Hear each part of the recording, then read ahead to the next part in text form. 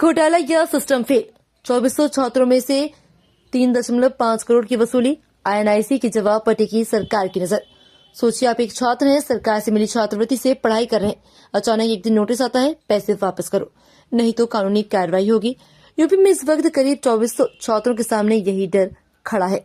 मामला सिर्फ पैसे का नहीं, मामला सिस्टम की गलती का है। छात्रवृत्ति और शुल्क प्रतिपूर्ति योजना में 3.5 करोड़ रुपए से अधिक भुगतान ने पूरे समाज कल्याण विभाग को हिला दिया। सवाल यह है कि गलती छात्रों की है या सिस्टम की, और सबसे बड़ा सवाल इसकी कीमत कौन चुकाएगा। उत्तर प्रदेश की छात्रवृत्ति और शुल्क प्रतिपूर्ति योजना के तहत हजारों छात्रों को पढ़ाई के लिए आर्थिक मदद दी जाती है। इसी योजना में जांच के दौरान सामने आया कि लगभग 2400 छात्रों को तय सीमा से ज्यादा रकम दे दी गई। कुल राशि करीब 3.5 करोड़ रुपए बताई जा रही है। ये पैसा अलग अलग जिलों में पढ़ रहे छात्रों के खातों में गया। अब ये अधिक भुगतान समाज कल्याण विभाग के लिए गले की हड्डी बन गया है, क्योंकि भुगतान हो चुका है, पैसा खातों में पहुंच चुका है और अब सरकार को वही पैसा वापस चाहिए। शासन ने साफ निर्देश दिए कि सभी जिलों के समाज कल्याण अधिकारियों को कहा गया कि जिन छात्रों को अधिक भुगतान हुआ है उन्हें नोटिस जारी किया गया। छात्रों को समय सीमा दी जाएगी। अगर तय समय में पैसा वापस नहीं किया गया तो कानूनी तरीके से वसूली की जाएगी। सवाल ये है कि जिन छात्रों ने ये पैसा अपनी पढ़ाई में खर्च कर दिया, वे अब रकम कहां से लाएंगे? क्या एक छात्र सिस्टम की गलती की सजा भुगतेगा? इस पूरे मामले की जड़ मानी जा रही है NIC यानी नेशनल इंफॉर्मेटिक्स सेंटर।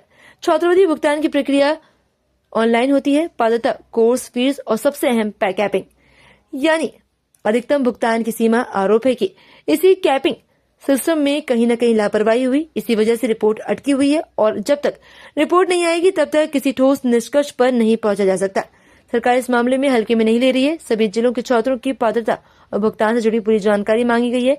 किस कोर्स के लिए कितनी छात्रवृत्ति तय थी, कितना भुगतान हुआ, गलती कहाँ हुई, इसके लिए 2 सप्ताह का समय दिया गया। यानी अगले 2 हफ्ते बेहद अहम है। इन 2 हफ्तों में तय होगा कि वसूली किससे होगी, छात्रों से या किसी अधिकारी से, या फिर सिस्टम की जिम्मेदारी तय होगी। ये मामला सिर्फ 3.5 करोड़ रुपए का नहीं,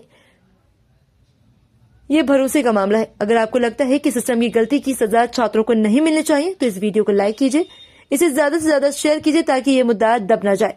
नीचे कमेंट में अपनी राय लिखिए और ऐसे ही जमीन से जुड़ी बड़ी खबरों और एक्सक्लूसिव